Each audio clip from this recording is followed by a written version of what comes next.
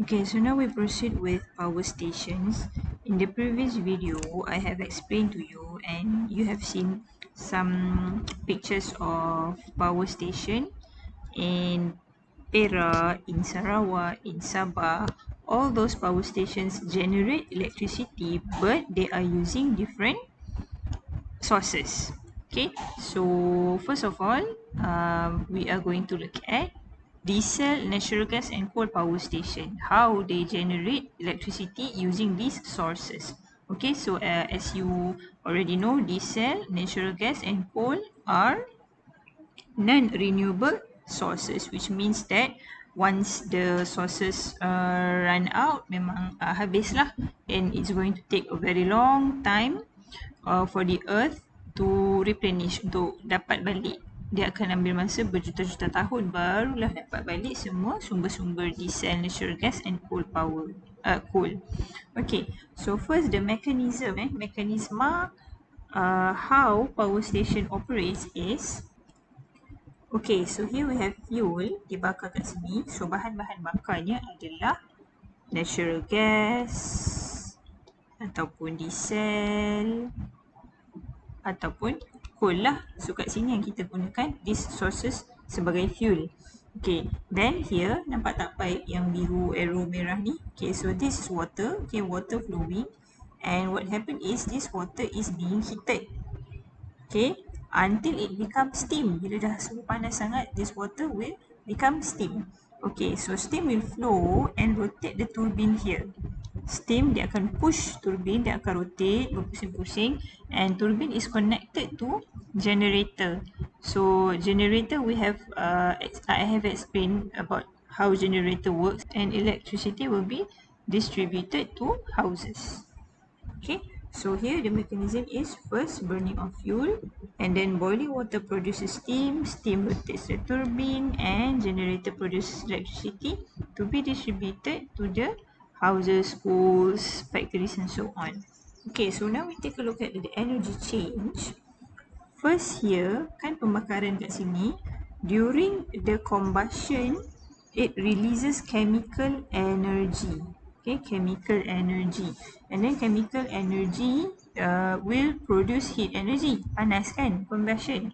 And then what happen is steam will rotate the turbine. Bila dia rotate, when rotation of turbine occur, that involves kinetic energy.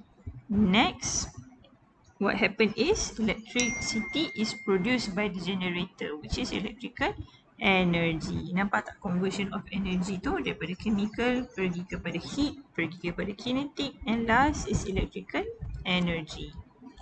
Okay, next is solar power station. So the mechanism is actually more complex than what you are seeing right now on the slide. But however, kita ambil yang simple sajalah, yang mudah saja. Okay, so how it works is sunlight. Okay, sunlight, energy from the sun akan jatuh dekat solar panel ni. Solar panel yang banyak-banyak ni kan. Okay, so solar panel convert light energy from the sun into electricity, and then the electricity will be distributed to houses. Okay, dia lebih kompleks daripada tu, tapi cukup sampai sini sajalah.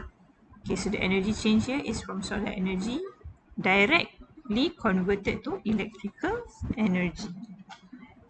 The third one is hydroelectric power station. Okay, here we can see, nampak tak pergerakan ni kan? Kita ada empangan kat sini, we have dam here, and the dam stores water. Okay, what happened is, high dam stores water, and then water will flow from high level to low level. Dia akan jatuh, masuk ke bawah, and then the flow of water will rotate turbine. Nampak tak? Dia berpusing kat sini. The turbine will be rotated and it is connected to generator, and generator will generate electricity. Okay, so the energy change here dekat dam, because dam is located at high position, so it has gravitational potential energy. And then when water flows and rotate the turbine, bila ada rotation tu, maka adalah kinetic energy. Energy is converted from gravitational potential to kinetic. Okay, next. When the turbine is rotated, electricity is produced lah. Electricity is produced by generator. So energy will be converted to electrical energy. Okay, the fourth one is wind power station.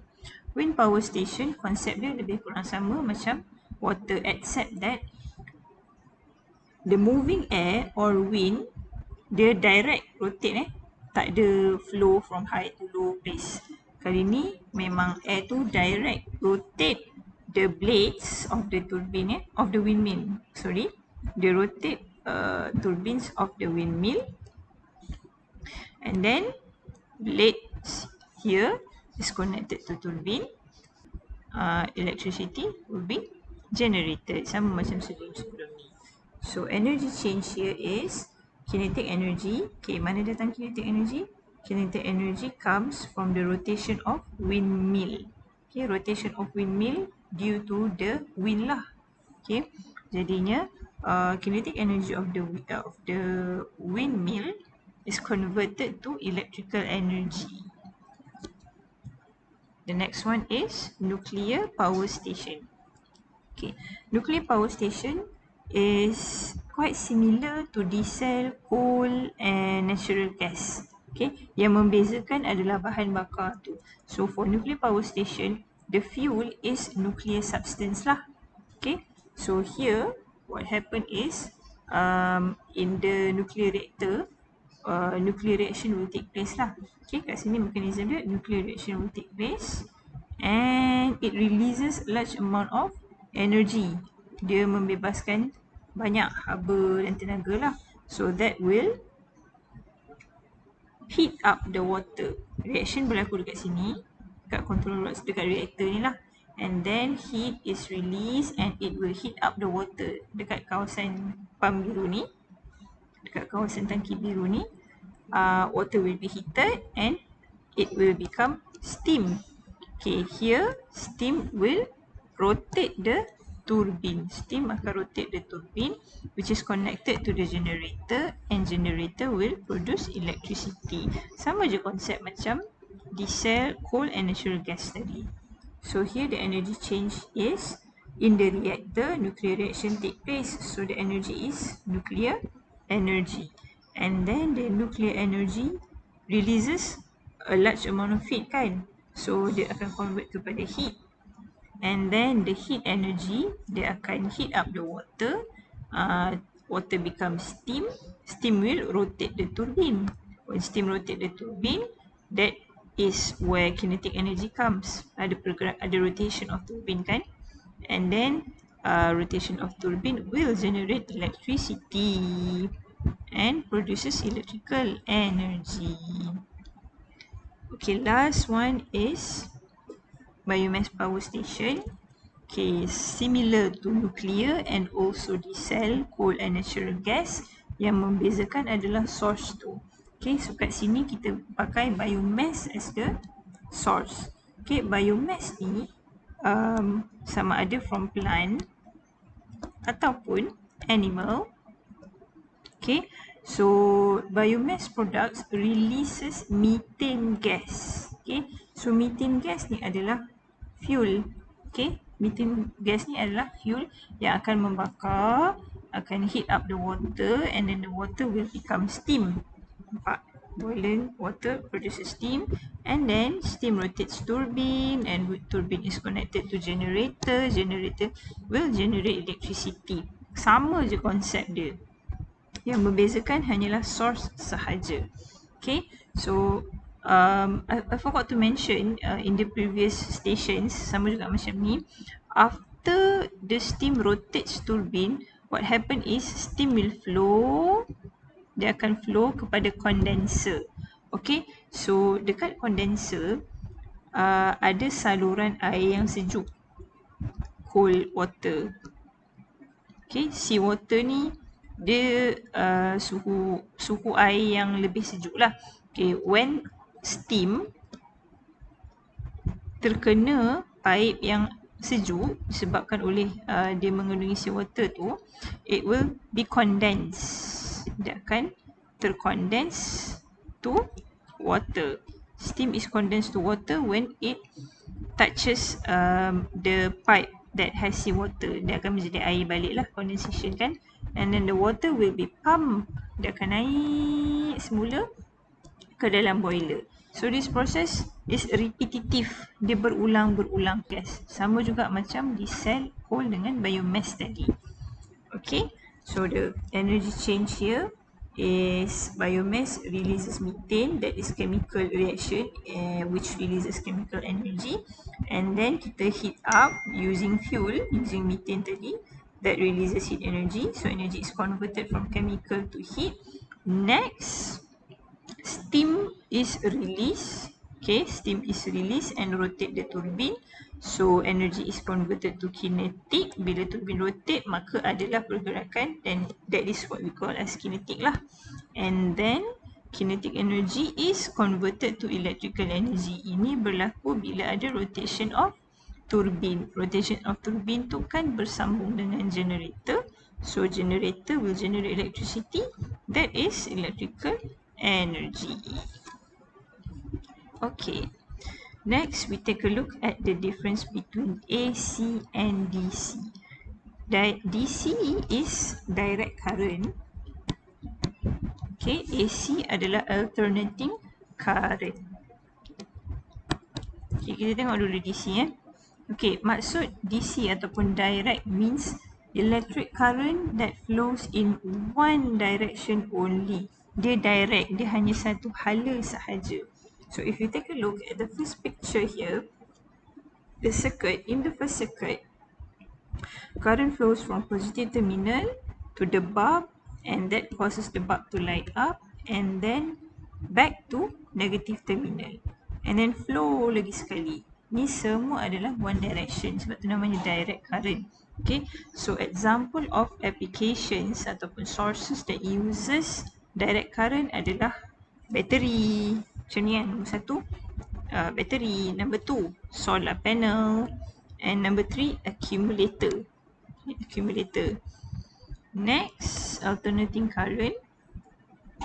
Alternating current is electric current that flows in constantly reversing direction. Okay, maksudnya kita tengok. Okay, cuba perhatikan gambar rajah kat sebelah awak tu. Okay, dia pergi ke sini, then dia patah balik. Okay, dia pergi ke one way and then dia patah balik, reverse. Clockwise, anti-clockwise. Clockwise and then anti-clockwise. Okay, so ini adalah alternating current lah. Okay, so the example of devices that uses is bread toaster, air conditioner, refrigerator. Actually banyak sangat application. Most of the electronic devices that is connected to our power socket kan, uses alternating current. Okay, kebanyakannya memang pakai alternating. The last one is cathode ray oscilloscope ataupun CRO. Okay, apa function CRO kat sini? Function CRO ni is to show the difference in the shape of graph. Graph apa? Graph AC ataupun graph DC. Okay, kalau kita connect dengan DC, dia akan tunjuk graph DC macam mana. If we connect CRO to an electronic devices that is connected to AC power supply, dia akan tunjuk graph macam mana. Graph ni berbeza-beza lah AC dan DC. So daripada situ kita boleh nampak direction of current tu, dia pergi ke mana. It can also be used to show voltage change for direct and alternating current. Okay, so basically if you want to know more about CRO, you have to go into the lab. When you come back to MRSM, awak kena tengok sendiri CRO ni dekat makmal, and then you have to use it by yourself lah. Kalau awak adjust Y gain knob, apa akan jadi pada graph. Adjust Y shift knob, apa akan jadi. So I'm going to leave it. So I'm going to leave the topic until here. When you come back, we hope you have the time to take a look at CRO in the lab yourself.